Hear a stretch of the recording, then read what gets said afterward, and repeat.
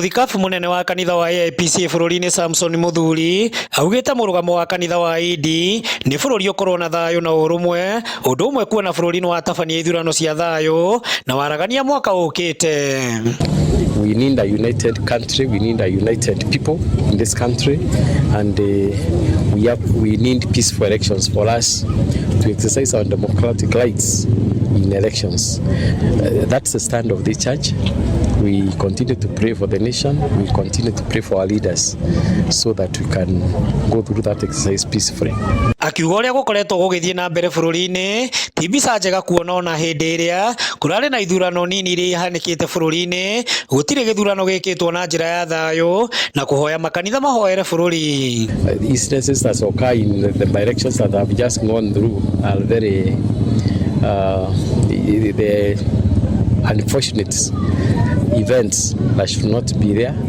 We don't have to lose life because of the elections.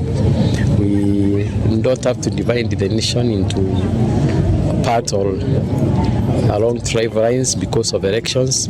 We need a united nation for us to prosper as a nation. Mũthuri akĩhoya mbeũ njĩthĩ gũkorwo na mũrũgamo na gwĩthema gũtũmĩrwo nĩ ateti arĩa marenda kwĩguna o ene ĩndĩ matirĩ na bata nao ona rĩrĩa moragwo kana manyitĩkana maritiganagĩrio marĩ aiki. What will enhance our children? They should not be misused by politicians because I know most of them who use them to carry out criminal activities or and destroy people's properties. They don't have the interest of that youth they claim in their hearts.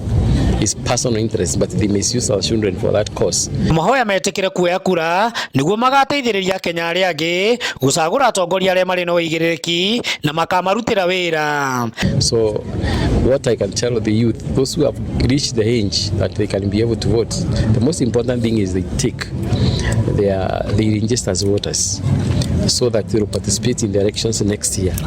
Witnessing destruction of properties, insult and what have you, they will not solve our problems. What can solve our problems is a soberness, and we exercise our democratic rights in the ballot boxes when the time comes.